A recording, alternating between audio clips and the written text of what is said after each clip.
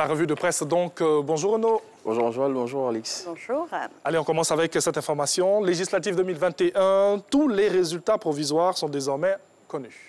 Bonjour à tous nos téléspectateurs. C'est ce que barre à sa une Fraternité Matin. La commission électorale indépendante a livré hier les résultats des 3 dernières circonscriptions électorales. Le quotidien pro-gouvernemental présente le tableau des sièges obtenus par chacun des participants à ce scrutin et souligne que suite au bon déroulement de la campagne des législatives, le Conseil national des droits de l'homme, CNDH, a adressé des félicitations au gouvernement et à la commission électorale indépendante. Législative toujours 2021, bien évidemment, après l'annonce des derniers résultats. Le contentieux est ouvert. Tout à fait. Et pour ce faire, les candidats qui ne sont pas d'accord avec les résultats disposent d'une période de 5 jours pour formuler leur recours. Selon le Nouveau Réveil qui livre l'information, dans un mois, le scrutin sera repris dans 3 circonscriptions électorales. Et toujours résultat provisoire des législatives 2021. Chez nous, en Côte d'Ivoire, le parti au pouvoir est la première force politique nationale. RHDP, le numéro 1, c'est ce que lance à sa une le Patriote pour marquer la victoire du Rassemblement des Oufouettistes pour la démocratie et la paix aux législatives du 6 mars.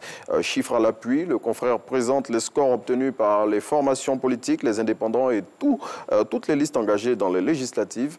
Pour le Patriote, à travers ce scrutin, la CEI a donné une grande leçon de démocratie et de transparence. Et ce sera l'information phare de cette revue de presse. Là, les législatives du 6 mars dernier, le matin rend hommage aux artisans de la victoire du RHDP.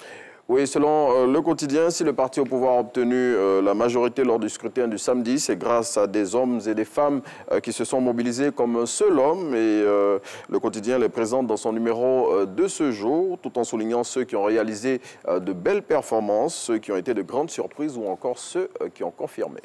Alors Renaud, on change de sujet avec ce vent de panique qui a soufflé hier sur la commune du Plateau. Oui, une fausse alerte à la bombe à la cité administrative a créé un mouvement de panique hier dans la cité des affaires. Selon Soir Info, cette situation est partie d'un appel anonyme au centre d'appel de la Tour D, appel selon lequel une bombe aurait été déposée dans l'une des tours de la cité administrative et à en croire le confrère, l'info qui s'est répandue comme une traînée de poudre a occasionné une débandade générale. Pour parer à toute éventualité, Soir Info souligne que gendarmes, policiers et pompiers ont été déployés sur les lieux. Waouh, ça a dû être la folie là-bas, pour ainsi dire. Alors, on passe maintenant à cette vague de chaleur qui s'abat sur le pays en ce moment même. Les populations sont très inquiètes. Oui, cette vague de chaleur aux allures caniculaires pèse lourdement sur le quotidien des populations. Selon la Société d'exploitation et de développement aéroportuaire, aéronautique et météorologique Sodexam qui l'a annoncé récemment, les mois de février et mars sont généralement les plus chauds de l'année. Ainsi, la Sodexam recommande aux populations en cette période de prendre les dispositions nécessaires afin d'éviter d'être trop exposées au soleil. Toujours selon la Sodexam, cette situation va avoir une incidence sur la consommation des ménages. Et on change de sujet donc avec Abdoulaye Traoré. Ce sera le dernier sujet même pour cette revue de presse. Abdoulaye Traoré poursuivi pour violence sur une étudiante. Eh bien, pour comprendre cette histoire, on va faire un petit rappel des faits suite à une vidéo qui a tourné en boucle ce lundi 8 mars dans laquelle une étudiante affirme avoir été violée par Ben Badi. L'ex-footballeur avait été arrêté hier matin et après avoir été entendu, le Conseil économique et social qui bénéficie de la présomption d'innocence avait été libéré. Et alors que l'on pensait que l'affaire était close, des femmes magistrates se sont saisies de l'affaire et l'ex-footballeur a été finalement conduit hier à la maison d'arrêt de correction d'Abidjan.